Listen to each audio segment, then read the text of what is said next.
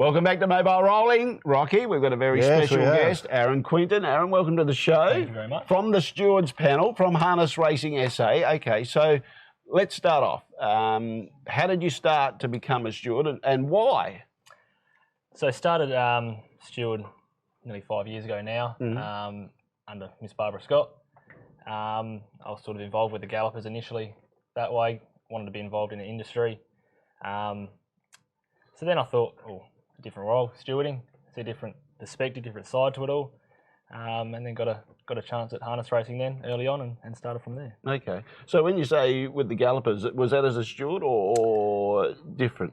Yeah, so Mum had a trainer's licence at the Gallops initially, so that's how I was first involved. I went there as a swabbing steward once I finished school, and worked my way basically from there. Mr. Darryl Southgate got me out to the harness initially, and that's where I started from there. Okay.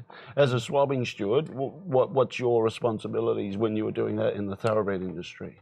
You have to watch the horse and yeah, so once you get told when you're doing, so in particular the winner, stay with that horse, same routine, watch them cool down, all that. Yep. Bring them out to the swab stool, and same process it is here with the harnesses. Okay. Everyone would know that, yeah, with the routine going through.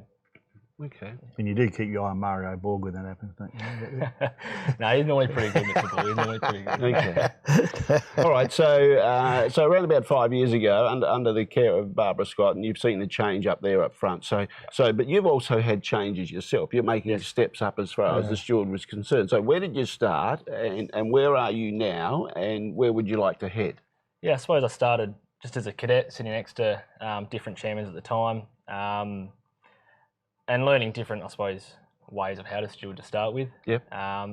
To where I'm now chairing a meeting a week, starting a few meetings as well. So I've gone from basically just learning to now probably the #1 start, I suppose you could say, at the moment. And like I said, and then now chairing one meeting. Going forward, I suppose everyone at some stage would like to be a chairman at some stage. Still think it's a few years down the track, but yeah, it's something to, I suppose, aim to and head towards later.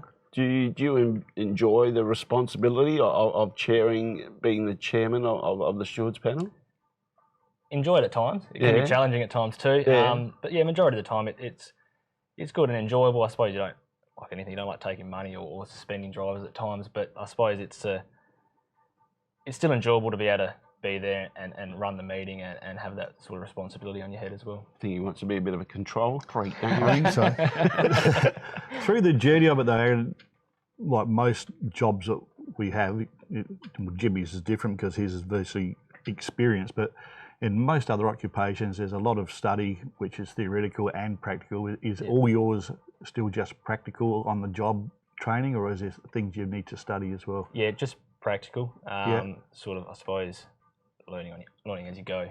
That's being able to read races, looking for movement, that sort of thing as a steward, and start understanding sort of horse characteristics if they're going to break in a score up or if they're playing up at a standing start or something like that. Just knowing the horse and that way. Yeah. So you'd also have to learn. I mean, a lot of people read when they go to bed. You take the rule book when you go to bed and read the rule book, because you'd have to learn about all the different rules and all the changes that come as well with that. Like I said, there's changes quite frequently, so you're always learning different ones. Especially early on, you wouldn't know a rule. I wouldn't have known one from the other. So especially, again, whip rules now, always changing, always different rules there, interference rules, all of that. So certainly I've still got a lot to learn. But yeah, you've got them. Sort of the main body of rules that we sort of deal with most meetings that you have a fair idea of, but there's still other ones there that you still got to find out and learn and all that through the time. So tomorrow night, our important night, you're the starter. Yep. All stand starts all night. For races start at 7:30, how long do you give yourself to get them ready to try and start as close to 7:30? How's that process work? Yeah, so we send them out on the track 10 minutes before the race, so they can get warm up, all of that sorted. Approximately 3-4 minutes, or 5 minutes, I'll blow the whistle, and that's for any horses to come back to the start, put in your hobble shorteners, earplugs, any late gear adjustments. 3 minutes, I'll blow the siren. That's when everyone has to come back and get to the starting procedure. And then it all depends on the Sky Channel if there's someone in front of us So you got to listen to all that? Is that? So I got the chairman on the radio in my ear at the time, and he'll sort of give me a heads up, 40 seconds when you're ready to go, and then he'll give me 10 seconds, and then he'll say you're right to go. So then it's in my hands, and it's sort of depending on where the horses are from that point. Yeah, so you've got to keep talking to the drivers all the time as well to make sure they're where you're at. Yeah, so certainly I tend to keep an eye on the line with the more horses on it. Yeah. So on Friday night, Wayville will have 5. So I'll tend to keep my eye on that one and speak to them the most, and the other ones behind or in front of it will sort of have to so keep their eye on them, because they're my ones that I'm more concerned about only having 8 runners. So if those 5 are all working together, and the back marks will sort of just fall into place and follow them, and that should all hopefully go to plan. So you've had trials, but there's only like 4 in a trial. So, but that gave you an indication of how it can work. Did you start the trials? I did. Yeah. So you reckon that the track's wide enough to cater for 5? Yeah, it's definitely wide enough. It'll be a tight squeeze, but you can still fit 5 in. And it all, I suppose, it depends on horses' characteristics. Whether they're unruly or not. If they all behave, it'll be a nice, easy job. If they start playing up, then that's when it makes my job a bit more difficult. Yeah. Okay. All right. So with that, then, do you prefer to be a starter or someone that's on the panel, or do you just prefer both? I enjoy both. Yeah. Starting, I suppose, gets me out of the steward room every now and then. Gives me a different view of it all. But yeah, I don't necessarily prefer one.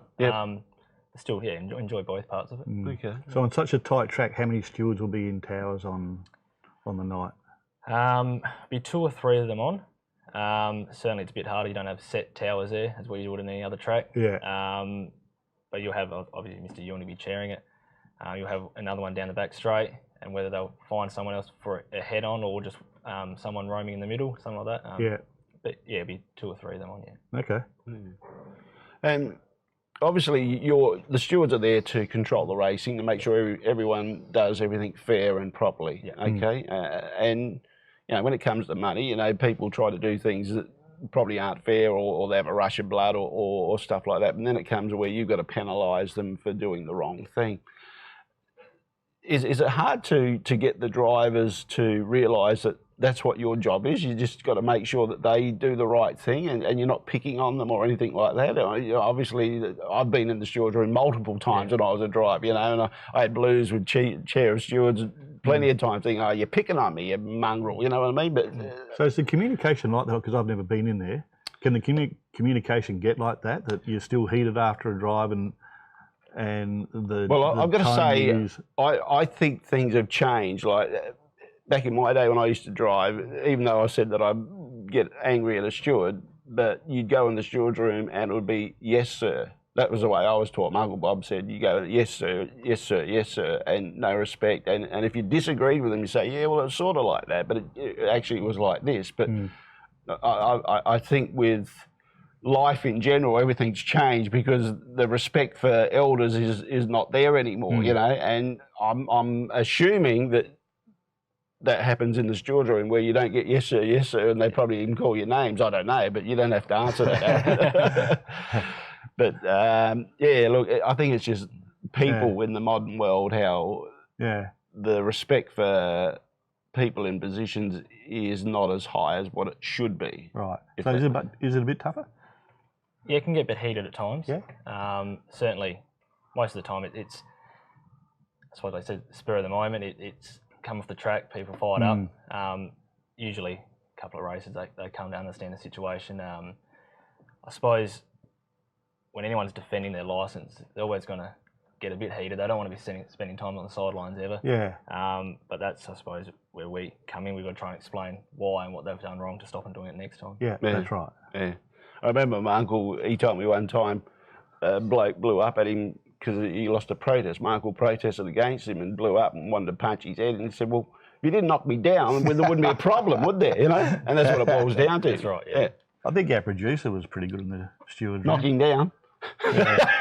I think he used to get on the lip a bit, didn't he? I think that's the story. He used to get on the lip a bit. Yeah. Yeah. Are you staying in South Australia? Are you happy to stay in South Australia, or are you looking at branching out if you thought, well, okay, I want to I want to go to somewhere different. What are you thinking? I'm happy staying here. Yeah. Adelaide boy. Don't have a real. I would have maybe at some stage, but not at the moment. I'm happy to stay here. Yeah. Good on you. If it was a dream job, then maybe you'd think about it. Maybe, but yeah. But otherwise, yeah. Okay. All right, let's push on, mate. All right, that's it. Anything else that you should say to the drivers for Wayville tomorrow, Aaron? Just behave. Well said. All right, that's Aron Quinton from Harness Racing SA, the starter of the Wayville Trots tomorrow night, and also on the stewards panel and many other meetings. We'll take a break. We'll come back with more, and we'll talk more about Wayville. Beautiful. Well done. See you next week. See you.